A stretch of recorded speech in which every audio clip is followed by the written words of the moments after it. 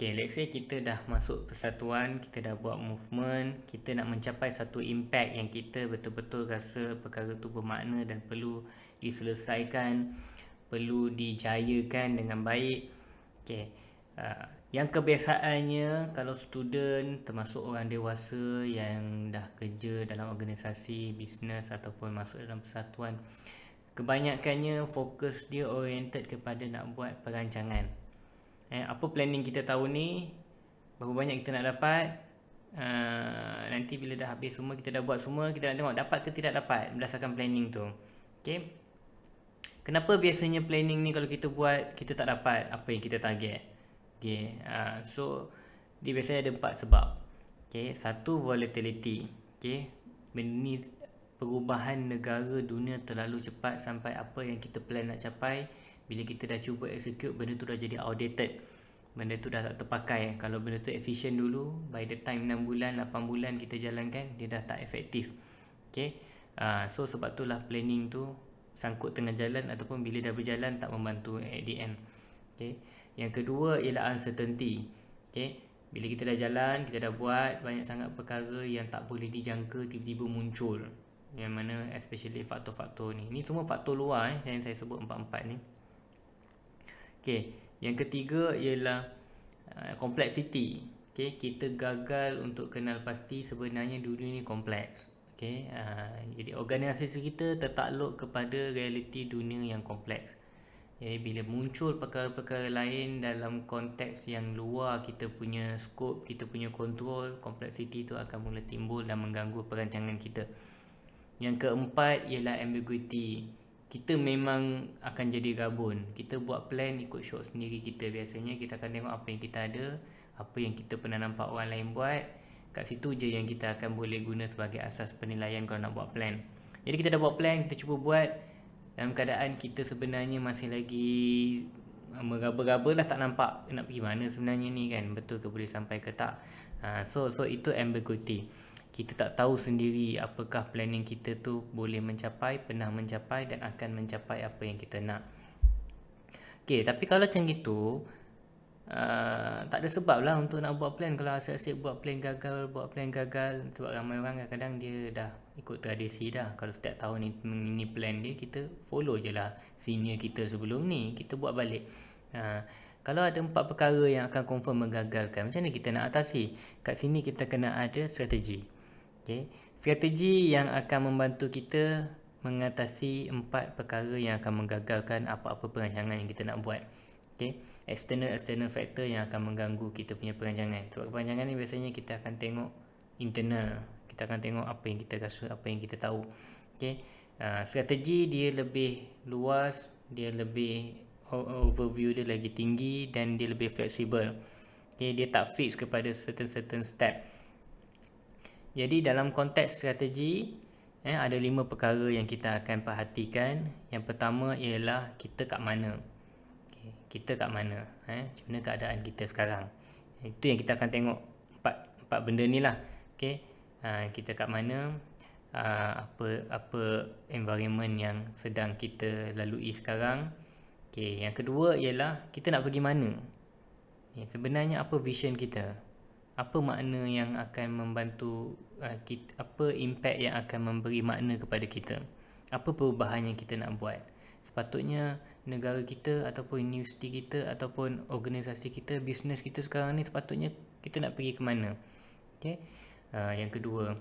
Yang ketiga, bila kita dah tahu ke mana nak pergi, situ macam mana. Mestilah kena ada cara dia, mesti kena jalan je. Kadang-kadang kalau kita waste nak pergi satu-satu tempat, ataupun kita buka Google Map, nak pergi ke KLCC, ada 4 jalan, ada 5 jalan dia akan suggest. Okay, so kita dah tahulah, adalah jalannya. Okay, ada 4-5 jalan. So soalan keempat ialah mana satu yang paling bagus. Sebab kita tak boleh nak jalan 4-4 kan, dah satu kerja pula kita pecah resource kita jadi 4 kan. So sekarang kita ada satu resource, kat mana yang paling cepat, paling efisien, paling jimat kita boleh sampai ke situ. Okay, dan impact yang paling besar. Okay, so kita akan pilih satu lah untuk step yang keempat. Ini strategi untuk step keempat. Step kelima, macam mana nak pastikan sampai? Ramai orang dia habis kat step 4. kalau dia buat strategi pun. Maknanya tak lengkap lah, tak kira strategi lah. Strategi ni dia sistem. Okay, dia tak boleh you dah pilih, you try pergi, dia akan habis jadi macam planning juga. Sebab you tak ada control mechanism, evaluation and also dynamic changes dalam you punya strategi. Tu step kelima. You control you punya strategi, management you, macam mana you manage supaya kalau ada perubahan yang perlu dibuat, ada certain tools yang kita akan guna untuk adapt kepada perubahan tu, sebab kita tahu 4 benda yang kita sebut tadi akan datang kacau. Setiap kali mana-mana di antara 4 ni yang datang kacau, kita akan tepis. Itu kita punya step yang terakhir itulah. Strategic control. Kita nak kawal supaya kita boleh tepis dengan betul, kita dynamic, kita fleksibel untuk bergerak sampai capai impact yang kita nak. Sebab at the first instance, kita memang akan merancang dan ambil masa yang lama, kita akan invest, tapi sekurang-kurangnya ada beberapa perkara lah dalam keadaan kita nak invest masa untuk merancang strategi ni yang kita akan gunakan. Contohnya, nak pergi ke mana, itu kita akan ambil kira apa kapasiti kita. Ada tools-tools dia lah, kita tak boleh simply saya nak pergi ke sana, walaupun itu panggil angan-angan kosong. Kita tu bukan angan-angan kosong, kita nak pergi ke tempat yang possible untuk capai, itu feasibility lah. Okay. Kemudian kita juga akan analisakan keadaan kita sepenuhnya. Analytical punya tools kita akan pakai untuk nak tengok berapa jalan yang ada sebenarnya nak pergi ke situ. Okay. Ini semua kita akan buat analitik. Okay. Kita akan tengok apa step-step yang perlu diambil setiap jalan-jalan yang berbeza ni.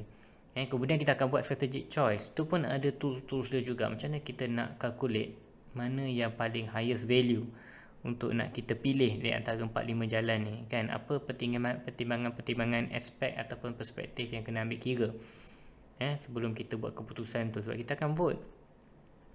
Kemudian yang terakhir ialah kita punya control tu pun ada cara-cara dia lah. Sebab kita kena tahu setiap kali kita dah buat strategi ni dia punya bagus ialah kita tahu manusia akan ada masalah dengan strategi.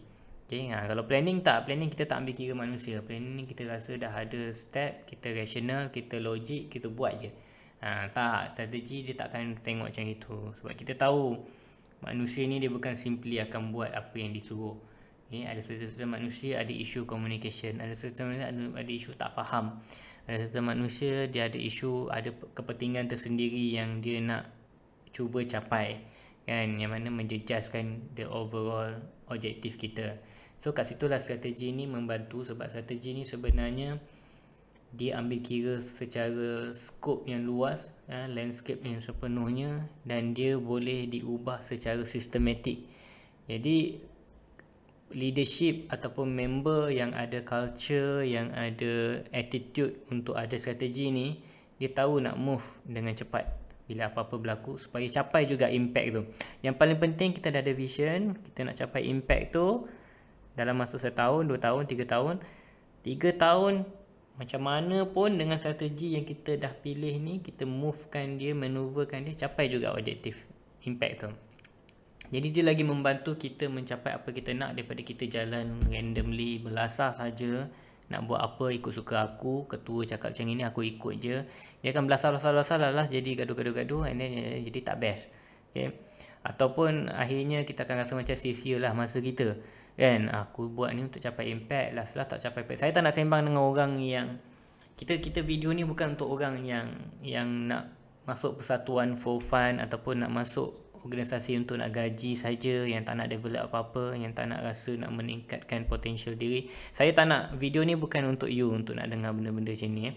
Okay. Ni video untuk orang yang nak membina diri, yang nak membuat meaningful impact, dengan orang yang nak kembangkan peluang dalam organisasi, peranan dalam organisasi, dalam perniagaan ataupun dalam syarikat-syarikat yang dia sedang bekerja. Okay. Ni strategi ni penting. Sebab dia akan memberi kita participation punya option. Kita ada peluang untuk participate dalam leadership punya discussion, leadership punya decision making, especially kalau kita sendiri adalah leaders. Itu paling penting jugalah.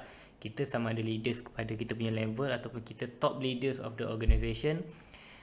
Strategi ni penting sebab dia akan membantu kita lebih jelas, lebih senang nak kawal, lebih senang nak tahu apa tindakan yang sebaiknya kita perlu buat.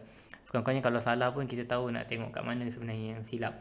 Sebab kita ada kayu ukur sistem yang jelas bila kita ada strategi, berbanding dengan kita main belasah saja ikut suka and then dapat duit, dapatlah, tak dapat duit, tak dapatlah, dapat pengalaman.